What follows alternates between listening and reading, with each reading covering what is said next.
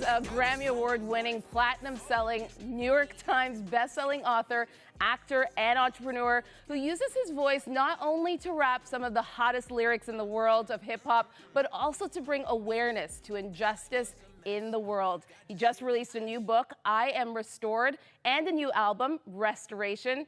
He's been in the industry for almost 20 years, of course. I'm talking about Lecrae. Thank you so much for joining us today, sir.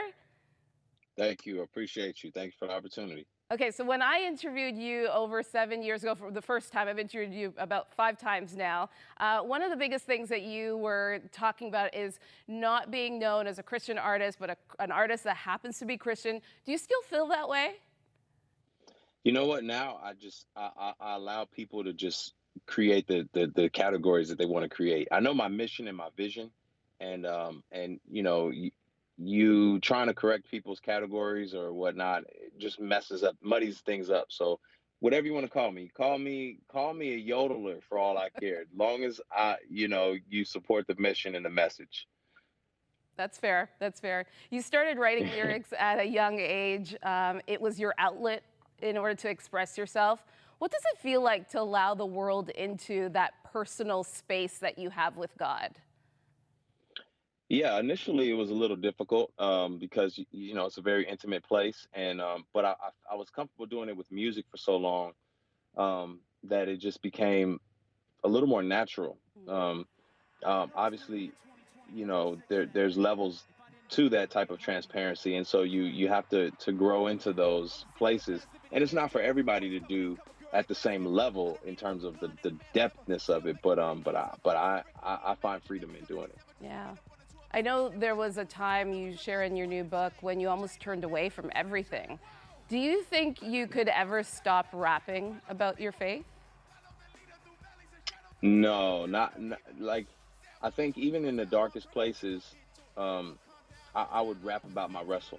When I made the album All Things Work Together, I was wrestling then, but I wasn't saying I believe all things work together for the goodness of those who love him. I was saying I need to believe all things work together for the good of those who love him. And restoration is the reality that that prayer came true, you know. Would you say that music has saved you, or has it been an added burden? Mm, it's been a little bit of both. It's been a little bit of both. I think initially, early on, music was definitely a tool for keeping me focused and an outlet for me to express myself. As I've moved on, and the demands of it and the pressures have created some unnecessary burdens. Yeah. How do you balance that out, those burdens, without bringing it onto the stage? Oh man, if I could bottle that up and find it, I'd give it to you. Well, what I've learned is that there's really no balance. It's just a healthy tension, and you got to be okay in that tension. I think when you want everything to roll smoothly, you're operating in the natural.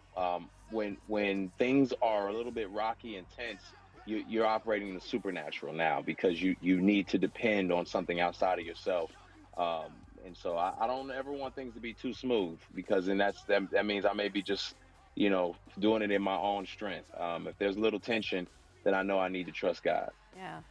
This show, Lecrae, is about God and music, artists, and who profess their faith. And most recently, we've seen Chance the Rapper, Kanye, Justin Bieber, all singing about their faith more on their mainstream labels.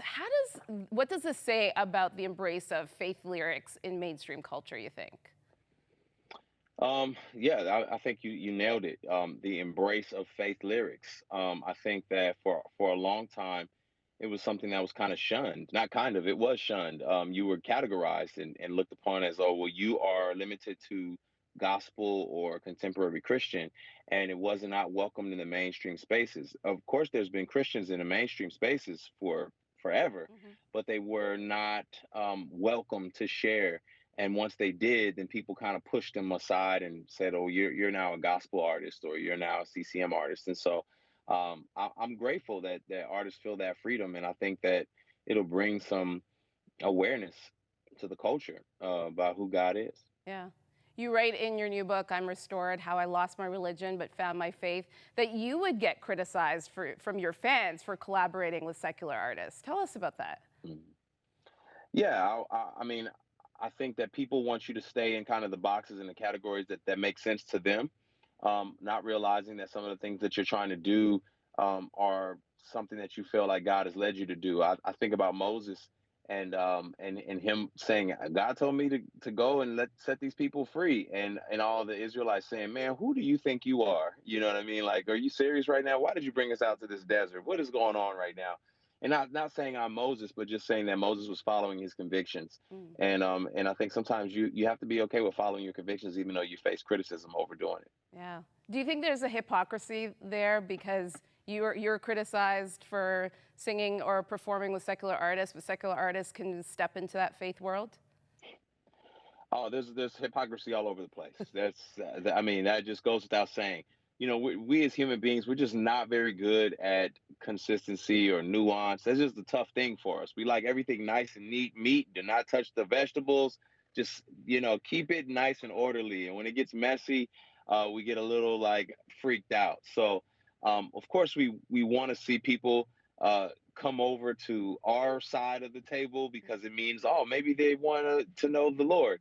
But rarely do we have a picture of someone going over to the other side of the table. There's just a fear that, oh, if you go over there, then you're just going to become you're never coming back. Yeah, you can't please everybody.